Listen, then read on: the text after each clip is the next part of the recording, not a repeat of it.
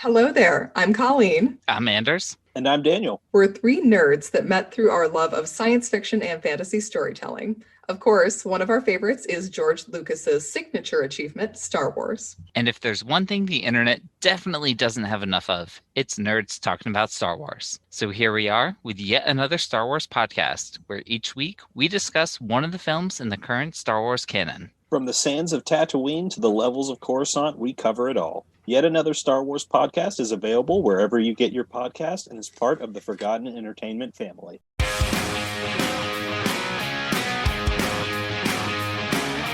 Hello, and welcome to Recent Activity, your new favorite entertainment review podcast that attempts to cover every film, every show, all at once. I am your co-host, Andrew Morgan. With me, as always, is the sous chef in this Michelin star production, Mr. Shane Beauregard. How are you, sir? I am doing well, sir. I'm ready to get this meal cooked. You address me as chef, you son of a bitch. Corner Sorry, chef. behind you. Sorry, chef. Yeah. As you may have guessed from the language up top, we will discuss the return, season 2 of The Bear on FX. We are not completely done with it, but we'll definitely have some words to say on it. And then later after that, later in the show, we will do our top 5 TV shows of 2023 so far. But like I said, right up top, I want to get right into The Bear because I have been obsessed with this show. We talked a lot last year. I don't know how high it ranked. Do you remember? I didn't go back to whether we put this, how high we put this. I feel like it was a 1 or a 2. For me, it was 2 or 3. I do remember that. It was number 2 or 3 for me. Yeah, because again, like a lot of the same usual suspects that might show up on this list for this year were people who we had last year, like your Barrys, Ted Lassos, etc. I'm trying to think. I may have had. Gosh, I want to say I almost had this number 1, but I feel like that might not be right. One of these days, I should actually listen to my own podcast. Maybe should have gone back and done that before just start speculating on the pod. But obviously, there's a ton of great TV. We kind of usually set the temperature before we get into a lot of this stuff. But it's been a pretty good year of TV. The fact that it's our top 5s, I have honorable mentions on top of the 5s, and more often than not, we're covering movies on this podcast, Shane. But how do you feel like a lot of times we were saying last year and even parts of this year, like that TV was kicking movies' ass so far this year? I still feel the same way. It's been a strong year for TV. I had, trying to make our list, I could have I had like 8 to choose from. And there's a couple going on now outside The Bear that just started this month that I'm like, could make the list at the end of the year. And there's a couple my clients recommend, like The Diplomat, which I heard was great, but I haven't got a chance to see it yet. So same. A lot of good content on all the streaming services so far this year. Absolutely. I'm in the same boat. And, I haven't even gotten to, I was surprised, we got something as big as The Bear coming back. And also Secret Invasion is one of the shows that we kind of talked about a little bit on the air and a little bit off the air, saying at least we were intrigued by the trailer. And obviously it's the kind of the return for Samuel L. Jackson, and the Skrulls and whatever else we're in store for in that show. But I haven't even turned it on yet, which is wild considering it's a Marvel show. And usually we're right up front and usually covering those things. Have you even turned that one on yet? We did. Yeah, I did. Wednesday morning. Okay. Watched it. And off the bat, and a lot of people are having their issues with it. I liked it. It wasn't perfect, but I liked the espionage tone to it. I liked Nick Fury's return. I forgot Emil Clark from Game of Thrones is in. Yeah, I totally forgot she was in it. Yep. Until I saw her in the episode. Oh, that's right. She's in this. Yeah, Olivia Colman too. Yeah, Olivia Colman. I liked it so far. So. All right. Yeah, I have hope. Good. This was one of those, the Captain America Winter Soldier, if they have a closer to that vibe. The criticisms I've heard thus far is that it's closer to like, Falcon and Winter Soldier vibe than it is that, which makes for complicated bedfellows. And the scroll thing is obviously a carryover from stuff they did with Captain Marvel, which is also something that I didn't completely love. So I could see both worlds where I like maybe the tone of it, but is there enough filler? Is there enough story for me to continue? Is that a week to week? It is, right? Yeah, it's a week to week. Yep. So they do only the premiere? They did the premiere. They normally, you know how it is, Marv. Sometimes they'll drop the first two, but this time they just dropped the one. Right. Yeah, well, that's why I was curious. So I'll have to get on that. We can probably cover that soon enough. Maybe once we're a few episodes in, we'll do a check-in on that one. But Shane, let's get to the bear, baby. Okay, let's do it. You are in the middle of the 6th episode, which, as I said to you, it's turning into like a folktale out there on these streets because it's a very intense episode, loaded with cameos and guest stars, however you want to put it. That just this entire family that they're putting together. And if you're only partway through, God bless you, because the end of that episode will blow your freaking mind. So, and to me, and not to, well, this is really just going to tease you. So, that episode 7 actually made me like weep. It was that good, and in a much different way. It's literally the perfect episode to follow the intensity of 6. Is 7, and I'm very much looking forward to what you think. And just to rip the Band-Aid off here, not disappointed in the least. This show, I think, actually has improved. It really knows what it is. A lot of times, and we'll maybe talk about it in some of the other seasons of TV that we've seen this year, they've even done episodes where they're like whole cloth about like one character and kind of exploring that character and seeing where they are and seeing their improvement and kind of doing it. I don't always love it when shows do that, but this show, God, they do it so well, and it's so necessary because you have that loaded kitchen of ensemble characters that you just need to check in with to see where they're at. And gosh, this season is blowing me away so far. And like I said to you off air, we're going to do our top 5s. I wanted to be a jerk and put this in my number 1 without seeing the end. But as I know with some of these other seasons that we have here, the ending soured their position in my top 5. So it would be disingenuous to put a partial out there. But that's how high I am on this show. Jeremy Allen White's great. Like that whole cast, everybody's returned. Plus, like I said, a bunch of amazing cameos. That family in general. You already had Oliver Platt, who's like a heavy character in there, and then on top of it, you add John Mulaney, Jamie Lee Curtis, Bob Odenkirk. It's a murderer's row, and they knocked it. Oh, and Jillian Jacobs, unreal how many people they got, and that's just one episode, let alone the rest of the thing. And I love the tempo of this show. It's almost like soothing at times, and then it's chaotic at times, and they don't miss a beat. Like it's never like, oh, this is uneven. It's always interesting. Are you on the same vibe as me? Yeah, I am. And again, I'm only like 25 minutes into that Christmas episode. I'll be honest with you, this gave me anxiety, and I would never come home for Christmas if that was my family. 100%. Or I'd be drunk, passed out in the corner somewhere. Just wake me up when all the food's done. But no, this show's great, and I noticed, like you said, they do singular character episodes, checking in with the main cast here and there, but primarily focusing on a couple of the characters, which we get more layers to them and kind of see what makes them tick. And in fact, my favorite character arc so far is Tina going to culinary school. Yeah, no, it's great. I love that whole storyline, how she sang the karaoke. That was awesome. Yeah. My favorite episode is probably the Denmark episode with Marcus. Yeah, Copenhagen. Yeah, it's great. Copenhagen. I really love that episode. Right. You get guest star William Poulter, right?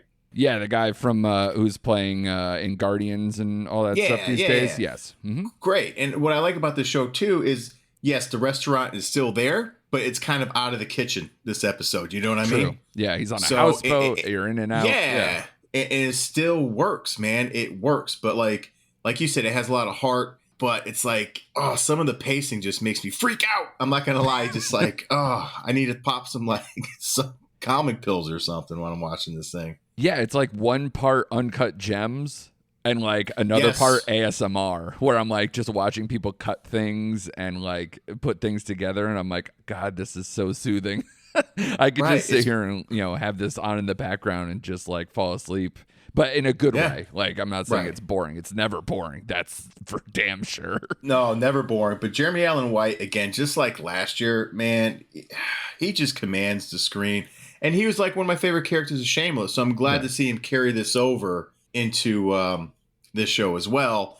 I could tell he got a little, I don't know if you noticed, but he's a little buffer in this He's always season. been swole, but yeah, he's definitely got it. Yeah. And I remembered he's going to be in a wrestling movie with Zac Efron coming out later this year. Oh, the Von Erich story, right? Yes, so he's Yeah. one of the Von Erichs, so that makes perfect sense why he's a little more chiseled. Yes. But no, it's great, and I love to see John Bernthal in almost a complete. Though in the episode I'm watching, he's in it more than we've seen him in the last 2 seasons. I'm loving that. Yeah. So far, man. Again, this would have been in my top 5 for sure if I would have finished it. But I'm a half an episode behind you. 1.5, because you're in the middle of 1.5, 6. I yeah. finished I'm in the middle 7, of so I'm Okay. ahead of you. But yeah, it's incredible. It's such great TV, and like I said, even in an incomplete, I desperately wanted to put this as my number 1, so that should tell everybody how I'm feeling about it so far, and I definitely look forward to how this is gonna end.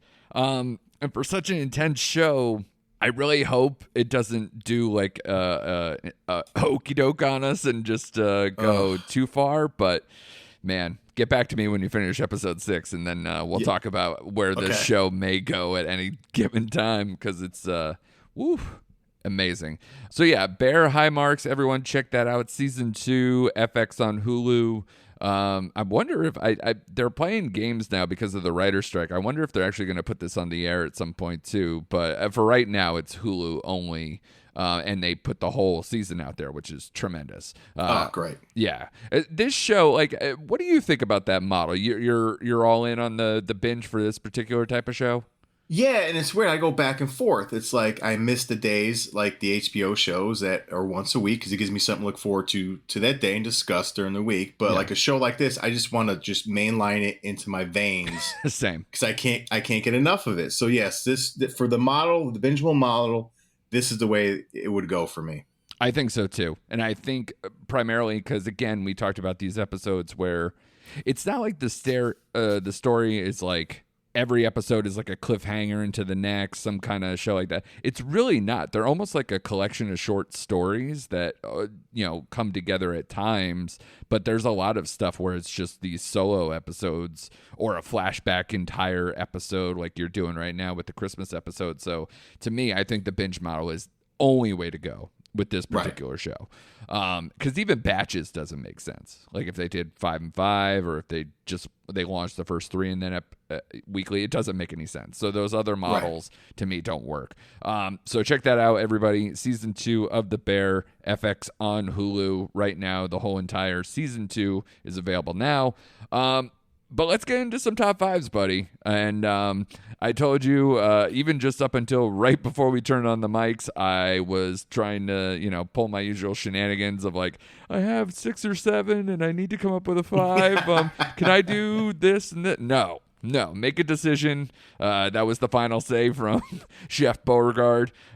So good call on you. I did finally man up and whittle my stuff down, but in pure coward fashion, I am gonna make you go first.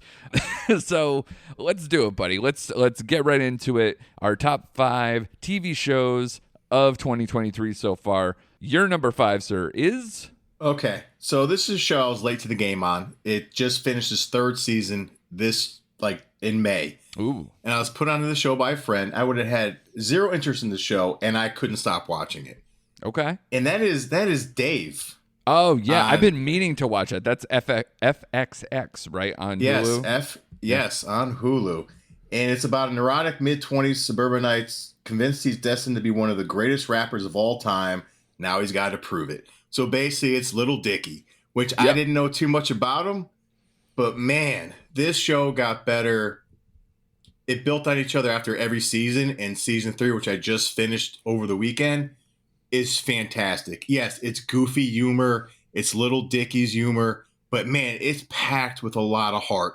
Yeah. And it reminds me in some sense of The Bear, because his friends and entourage, there's so much manic moments, and the way they kind of talk and treat each other is sometimes reminiscent of The Bear, but then it gets back to the heart of things. So it's hilarious. Now, granted, the humor's not for everybody, so just be warned. In But what way? In what way? How would you describe it? Oh, a lot of crude dick sex jokes, and It seems the way, like it from the trailers. Okay. Oh yeah, absolutely. Sex dolls are involved in several episodes. I mean, it gets really wild. Yeah. Really wild. But like, Little Dicky is his stage name, and his character Dave, his real life persona, is totally detached. They're not even similar. So it's him trying to balance the balance of both those. Both his like inner character and outer character. But you had guest stars like Drake, Don Cheadle, Rachel McAdams was in 2 episodes. The season finale had Brad Pitt in the entire episode, and it was fucking hysterical. Oh wow. Oh, it was just great. So I watched 3 seasons of this show in the last month. So number 5 is Dave for me. That's great. That's good to hear. That's a show that's been on my list to watch. You said this is the 3rd season, right? Yeah, correct. So I almost like that, where I can like kind of find a show, binge like a ton of episodes, you kind of catch up on it and do it that way. And with that type of show, it's a half-hour comedy, or it's a half-hour show. Yep. Yeah. So that's perfect. I really should look into that and do that. And the fact that you're giving such high marks on that's encouraging. I know John, I believe, from The Pint as well, has recommended that one to me. So that's 2 very solid recommendations. So I would say to the people out there to also check that out if you aren't already. I'm probably going to piss you off with number 5 already, and not because I'm chickening out and doing some Thai shenanigans. I'm going to start the discussion on something that I don't know if it's on your list. It's Barry. And I know that you've had some complicated feelings. I do too.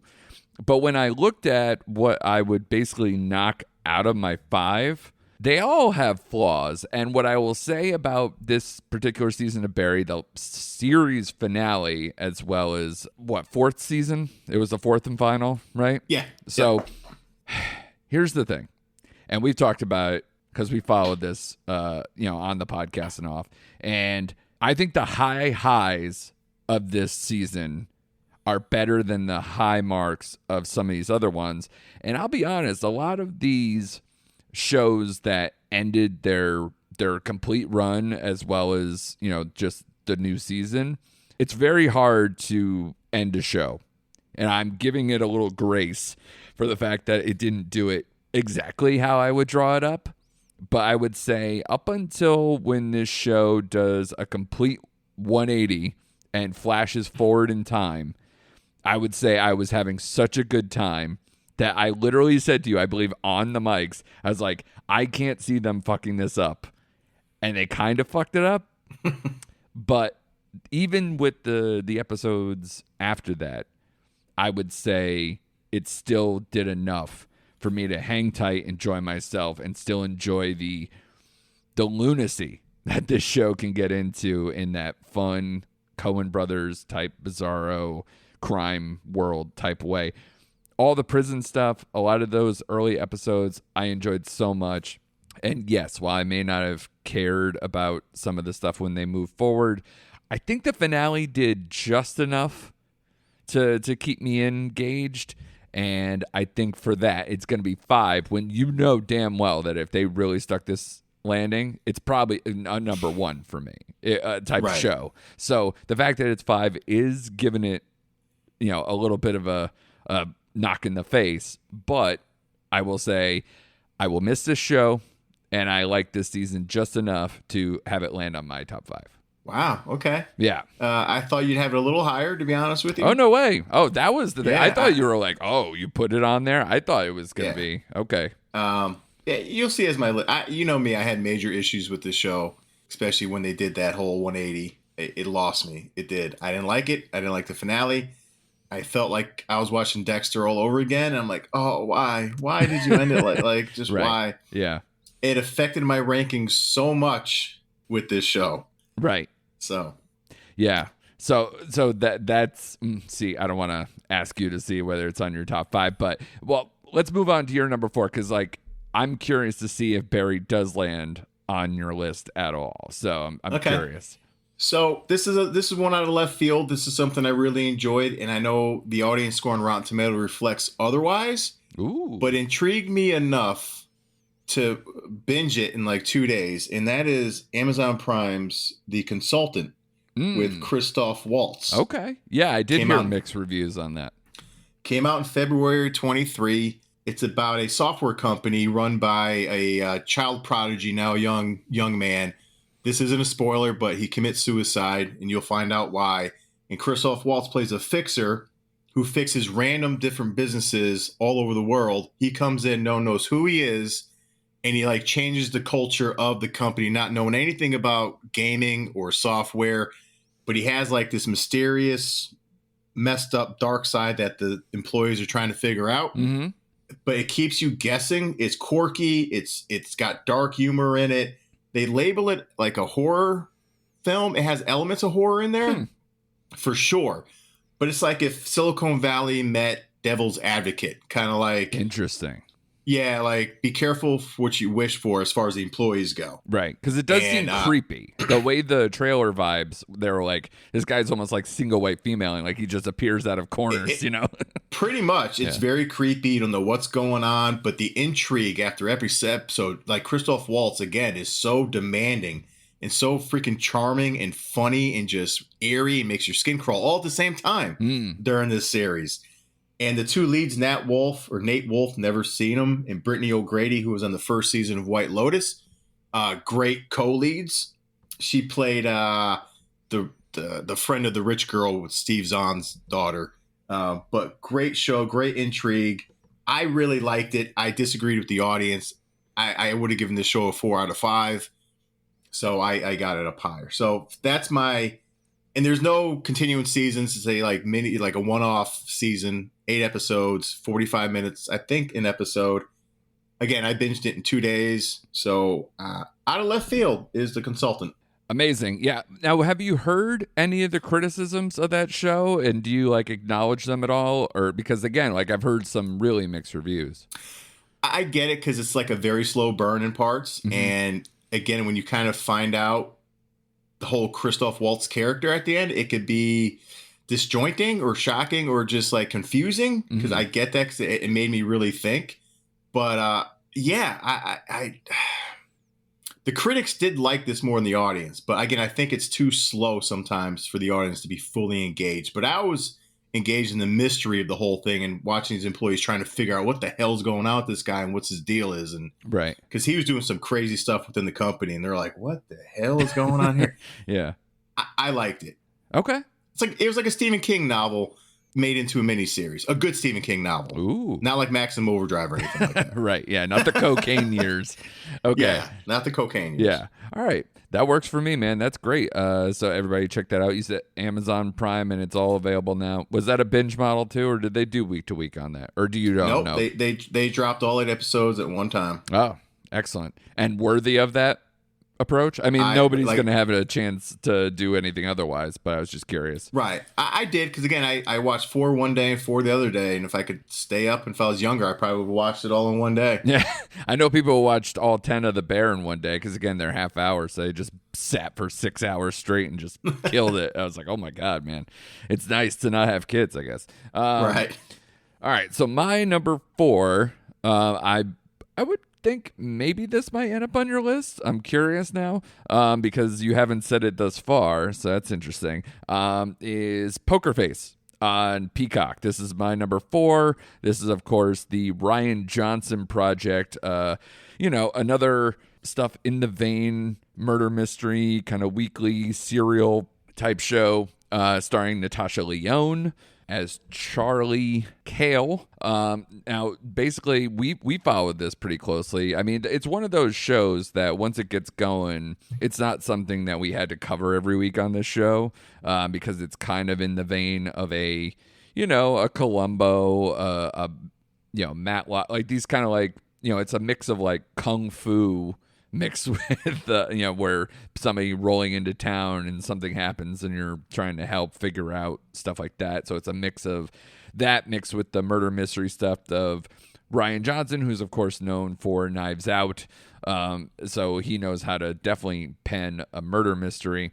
The reason why is that number 4 instead of much higher, because we did talk pretty glowing about it earlier in the year, is I think because it is that serial, like every episode is kind of like a bottle episode of its own, besides the 2 bookends to the season when you see why she's on the run, and then you kind of see her kind of have to come back into the fold for the finale. I think some of the episodes just didn't work as well as I hoped. And especially this show is very guest star dependent because obviously it's, like I said, it's a bottled episode. It's, not in the sense of like how Law and Order kind of is, but in a way where it's not ripped from the headlines or anything, but it's really like, we're going to show you the murder and then we're going to reverse engineer it and see how this all kind of comes apart and then comes back together again. And some of these are incredible because they're all like kind of mini short stories of that ilk. But some of them I thought were just fine. And when you're talking about a season that's 10 episodes, I believe this was. So if it was just banger after banger, all 10 were like amazing, I'd probably have it much higher on my list. But I like the formula enough. And some of these episodes were standouts, like the Nick Nolte one I liked a lot. So when it works really well. And we'll see where it goes because I thought the finale was good, but the way they're kind of cliffhangering it into season 2, I was like, okay, we'll see where it goes from here because it's just, you're going to get more of the same, but it's not the same reason entirely why she's on the run. So that's kind of like a TBD. So to me, Poker Face is my number 4. Okay. Did you think this was also going to be higher or no? Actually, I did. You're kind of throwing me off a little bit. Ooh. So I'm curious to see what your 3 is because I'm pretty sure I know what your 1 and 2 are. That's probably true. Yeah, at this point, you probably do. So what's yours, buddy? You're on number 3, right? Number 3, yeah. Number 3. And I had to think long and hard about this because I was flip-flopping a couple of the shows around. But for me, number 3 is Shrinking, which I had higher. Right. I had higher earlier in the year. We both love this show. Everyone just glows about this show. And it just, I can't wait for season 2. So we've discussed the show. It's, Harrison Ford, Jason Segel, and Jessica Williams all work at the same psychologist office. Yeah, psychologist office, dealing with patients and clients. And Jason Segel goes off the rail because his wife dies and he's just going crazy. But the show, what I tell people when I recommend is like get through the first, I would say 2 episodes because it gets lighter and funnier and still emotional, packs like an emotional punch. Yeah. And I've actually taken some of the techniques that they use with their clients in the show on myself personally. I talked about them in my therapy session, so I will say that. Yeah. Yeah. So it gets light. It's full of heart. And I'm not a Jason Segel fan. I don't hate him, but I'm not drawn to it. But he is so good in this series. And I love Christy Miller and Ted McGinley as the neighbors. Perfect. They're probably the funniest parts in this show. But this show has humor, has heart, has emotion, all wrapped in one, and got better as the episodes went along, especially like the character arc of the Harrison Ford character, because we got a lot more of him mid to like end season. I really enjoyed that storyline. This show had everything I wanted, and I can't wait for season 2. Yeah, listen, I'll rip it off and just say this was my number 1. So I'll just say it now while we're talking on it. But I'm with you, buddy. I wasn't like the biggest Jason Segel fan going into it. This is, of course, created with Bill Lawrence, who is known for Scrubs. He's working on Ted Lasso, and Brett Goldstein, aka Roy fucking Kent, is also a co-creator of this show as well. And you can definitely tell the kind of mixture of those influences on this show, but it is kind of impressive that between Jason Segel, Jessica Williams, those are people that like I kind of liked but didn't think like highly of, but they're like absolutely perfect in this show. And somebody like Luke Tenney, who plays Sean, who's a patient who becomes a growing character within the show.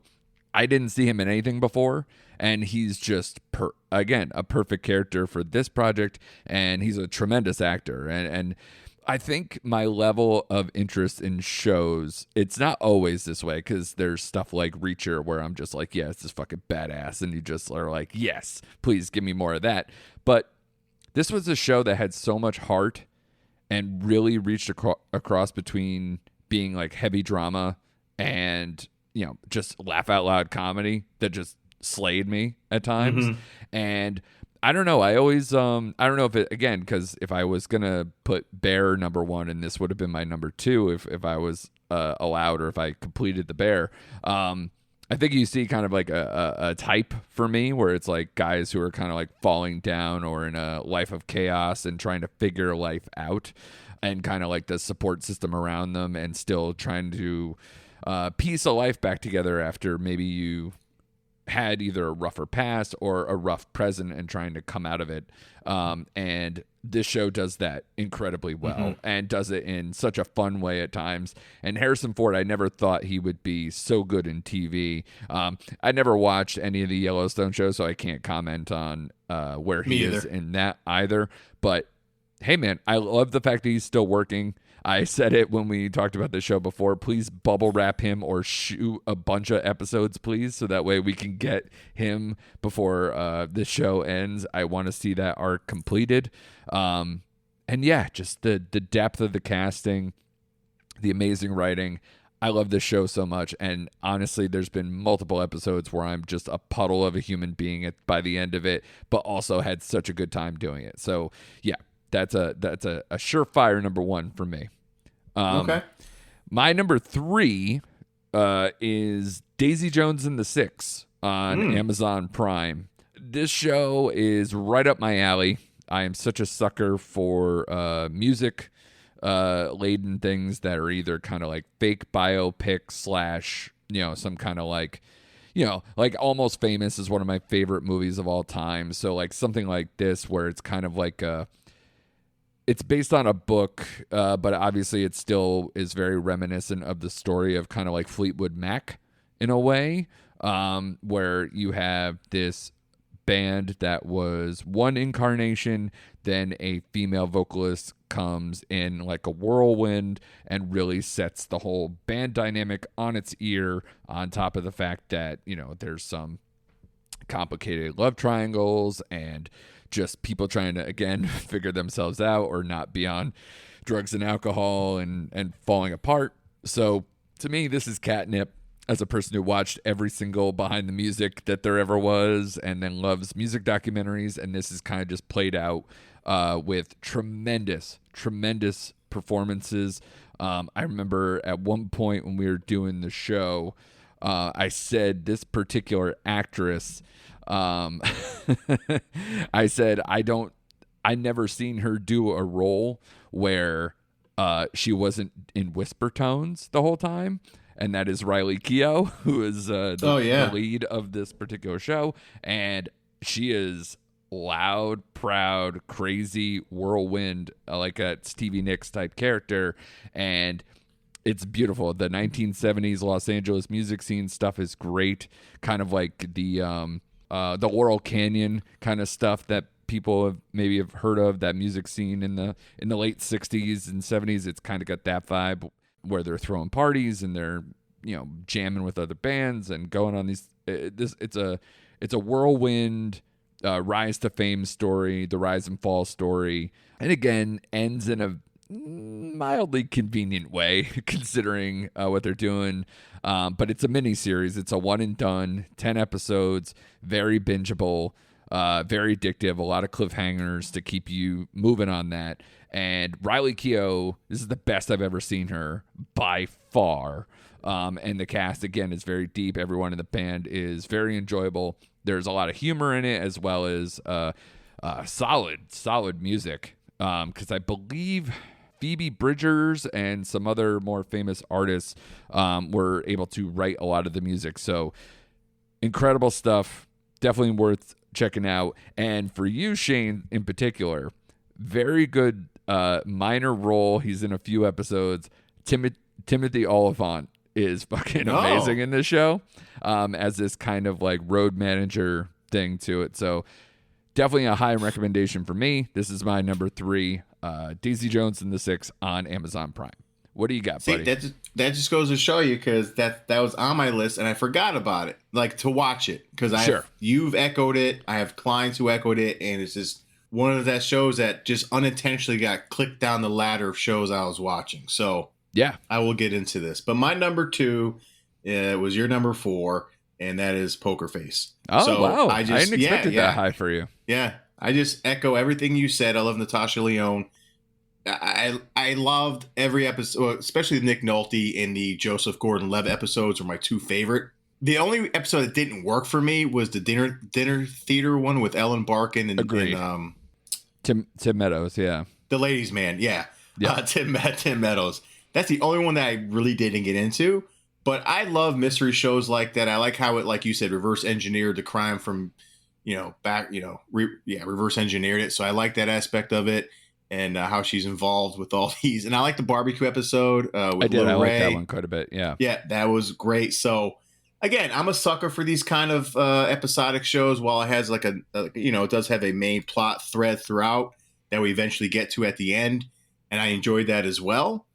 I have my trepidations about season 2, because I just don't want to be a total repeat of season 1 as far as like her running away from another mob boss, which it looks like she will be. So, but I really, really had a good time with the first season. I like Rian Johnson. Yeah. I think this is his bag, is the murder mystery stuff. So yeah, number 2 on my list. Yeah, this is a show that I think that can only get better. I think they're just starting to get it down. My fear is that Rian Johnson has a lot on his plate, so I'm hoping that him and his team can really keep this going. And because, the depth of talent that they get every week for all these is perfect. And it's the perfect type of show to keep getting these A-list or B-list kind of people to headline these episodes, because you're basically asking them to come in and do, a mini movie essentially and get out, but they're kind of pitched as the star. They're very heavily involved. So it's a great show that I hope gets better with time, and Peacock needs it because they only have a few shows that are propping them up at the moment. So we'll see how that goes. My number 2 is Succession.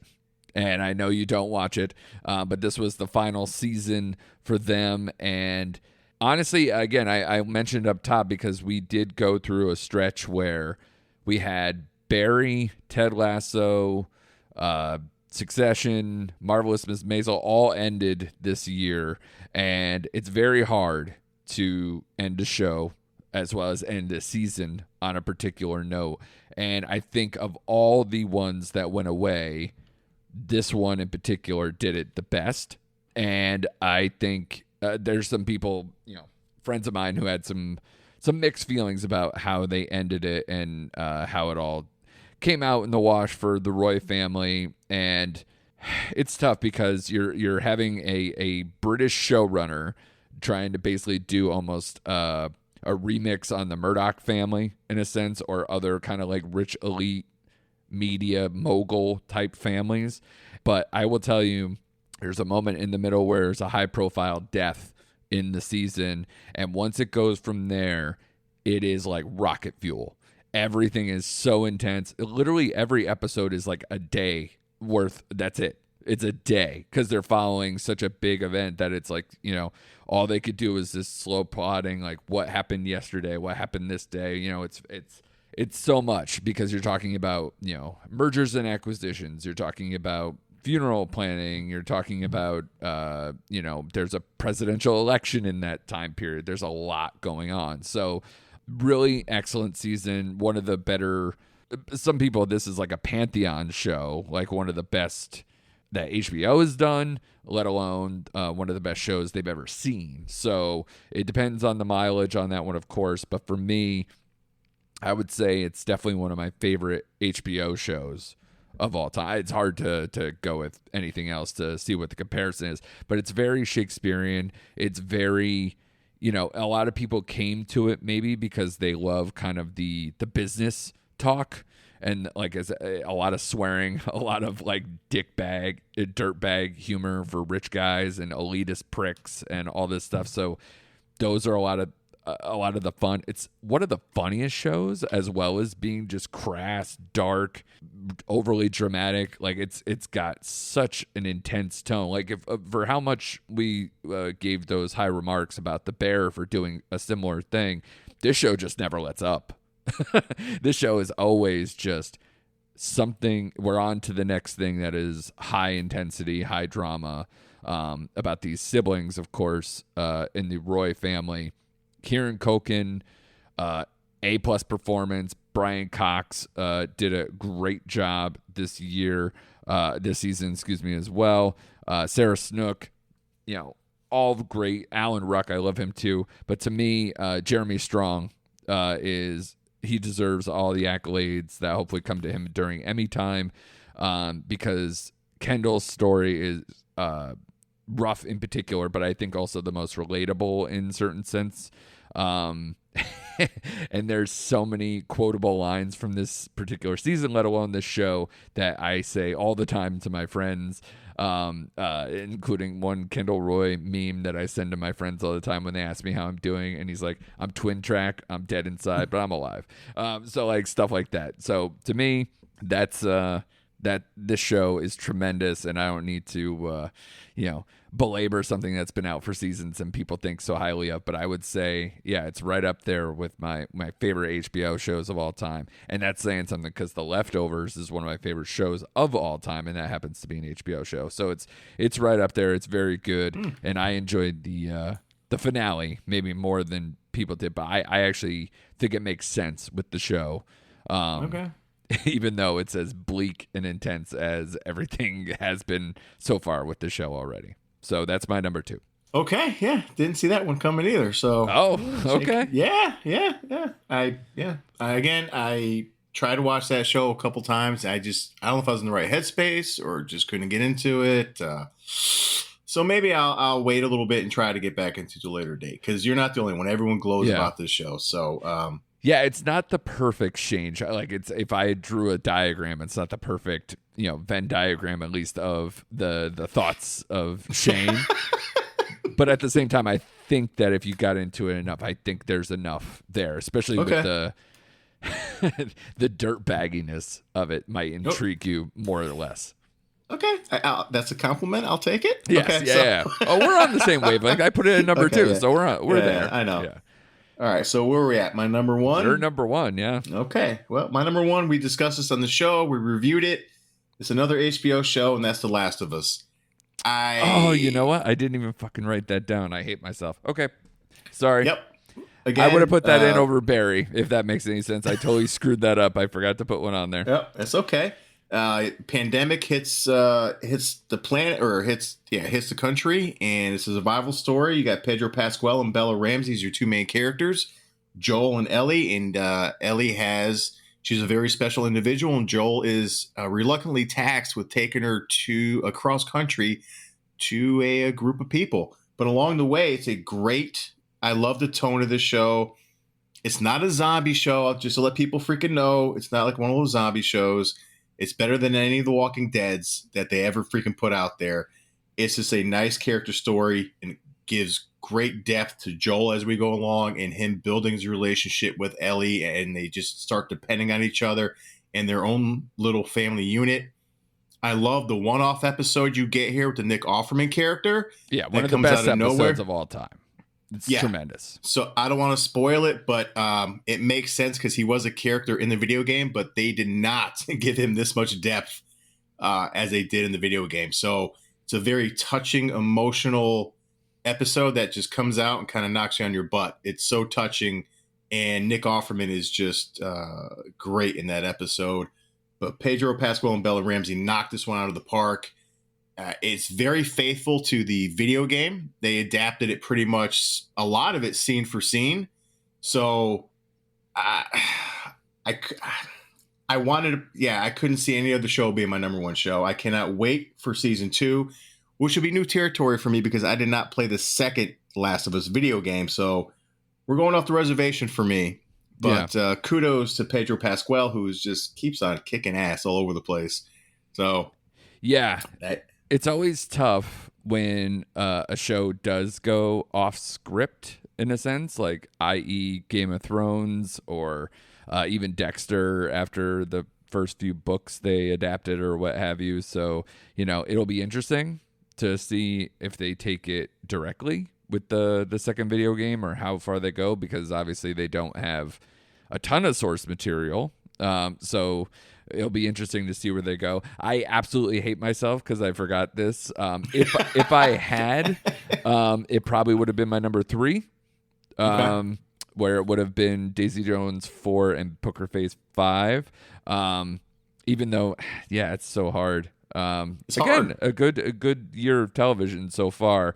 But yeah, I echo everything. We love the high highs with, a lot of the intense battle scenes on top of the heart that this particular show shows.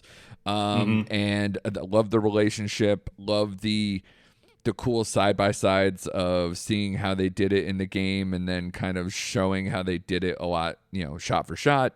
That hospital scene is incredible. The one with the abandoned house was great as well. There's so many of those things. And like you said, that Nick Offerman episode might be up there with one of the best episodes of the year, let alone in the last few years. So kudos to you for actually doing your job well and remembering that. So I'm glad you called that out because it calls me out too.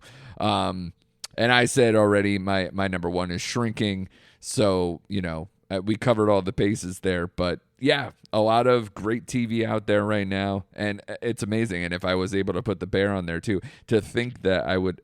Last of Us, which we followed quite intensely. Like, I think we did multiple episodes on it. We did. Yeah. And tracked it well along the way, enjoying ourselves. So to think that would be a number 4 or something like that, if I was able to put The Bear on here, is wild to me. So good on you for remembering. Let's cover some elephant in the room stuff now that we did our 5s.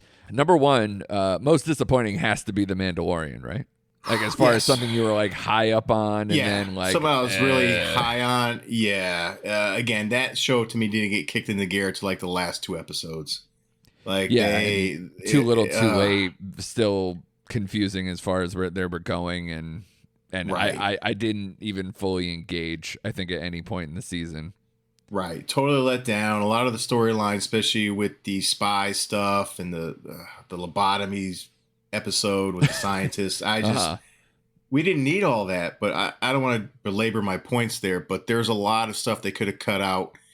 And again, we both said this show kind of set up other shows or other characters, but the Boba Fett second season, where it's like not really Boba Fett, it's Boba Fett and Friends, or the Friends of Boba Fett. Yeah. So yeah.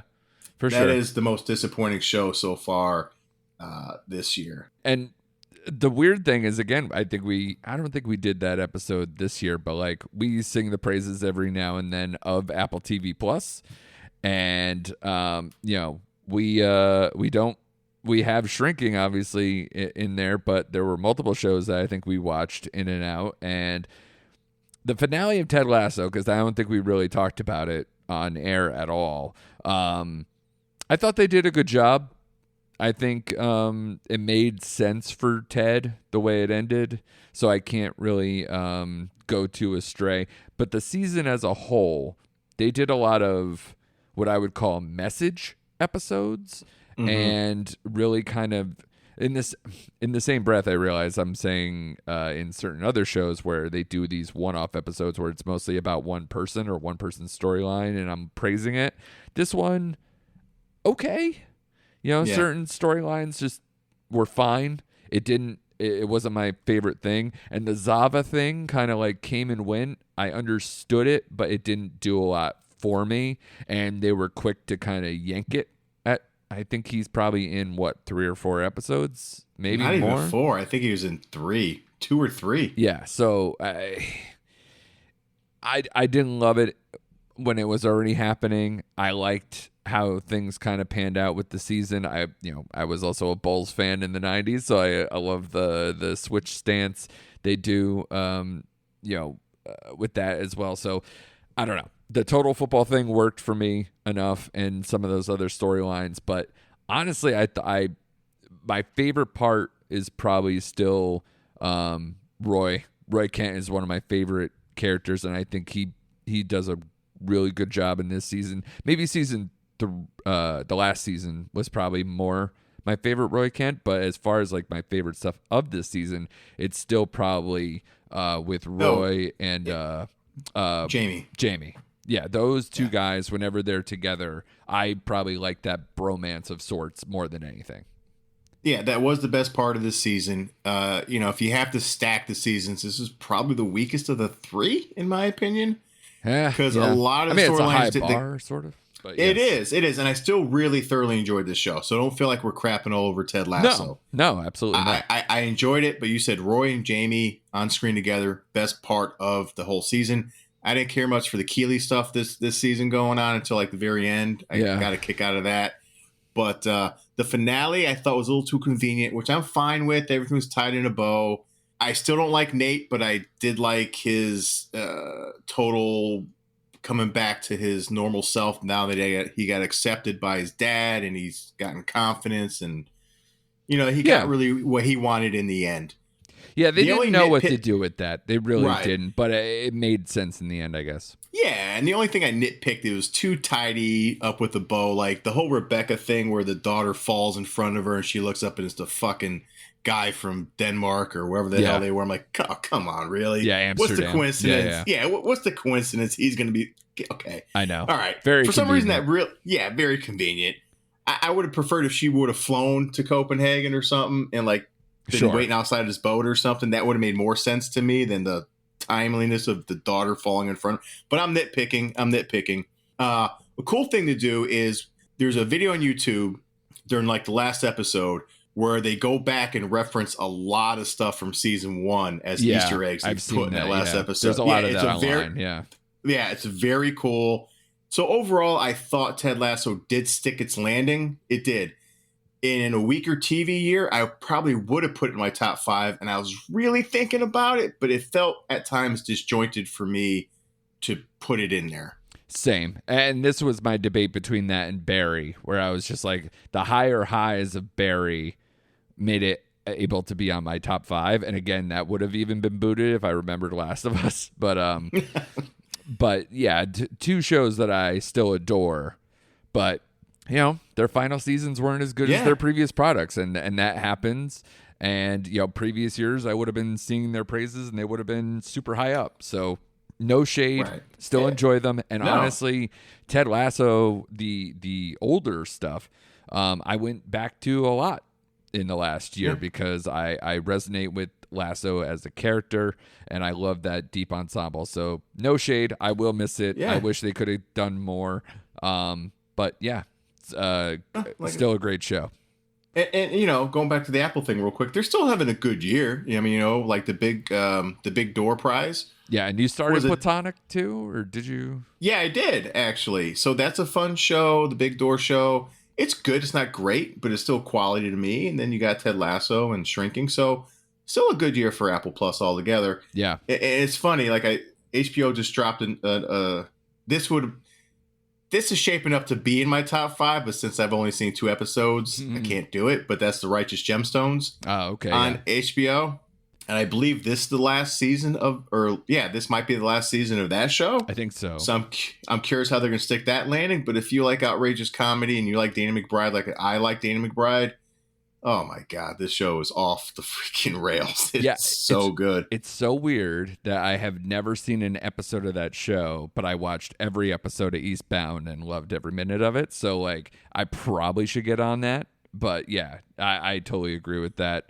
The only other stuff I had on honorable mention was Mrs. Davis, which you said you have not finished. Correct. I love how outrageous it is, how much of a big swing it is, and it's never boring. And there are some really, again, highlight episodes as well, with some really top-notch performances. So I still recommend it, even though it's just an honorable mention outside of the 5. I'm interested. I thought that Beef might have landed on your list, and yeah, I have it written down. Mhm. I do have it written down, but it just fell outside the top 5. And that show, I watched one episode. I almost had an anxiety attack, and I might have to go back to it. But it really, whew, that's intensity. It's amazing that I could watch The Bear, I could watch Succession, and I could follow it along and be fine. I watched that one episode of Beef, and I was like, "Can we all stop yelling?"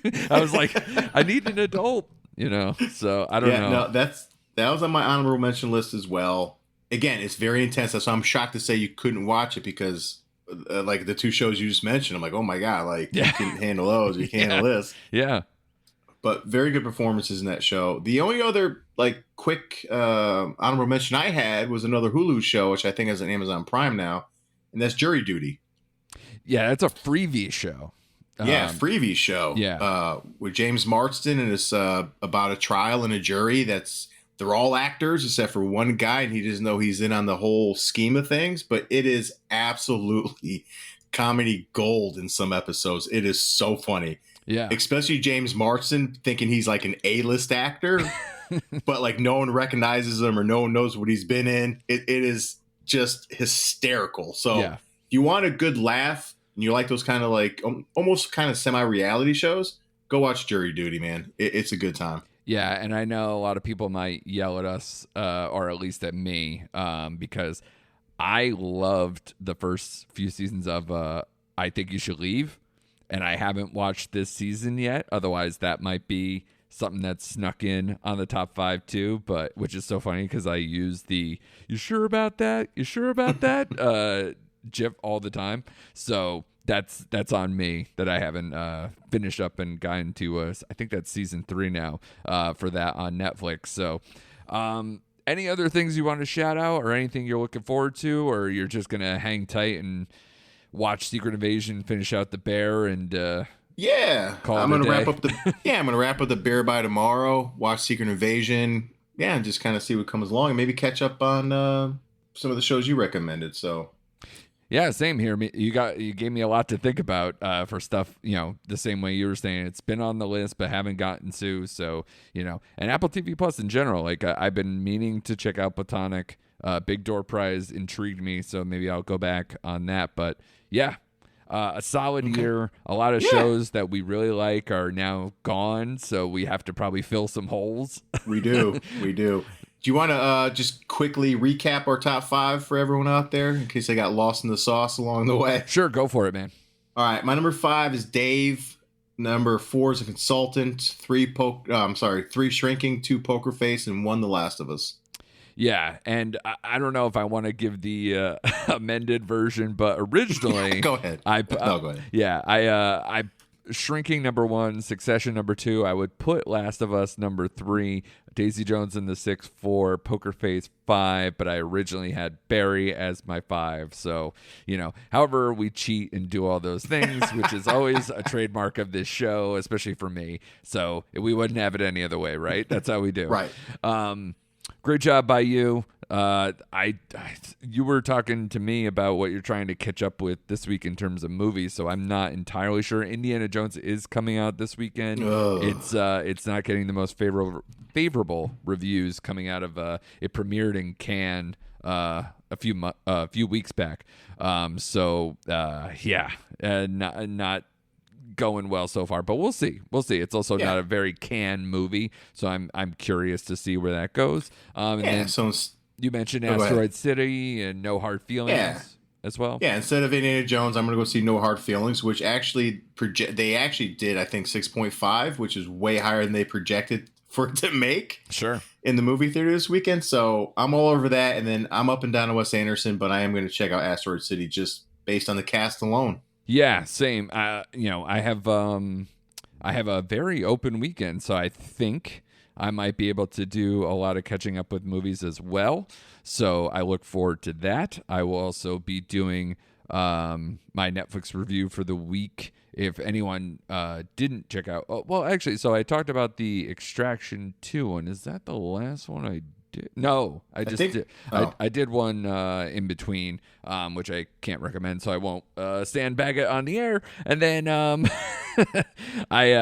have the Run Rabbit Run comes out on Wednesday, which is when most people will probably be listening to this episode.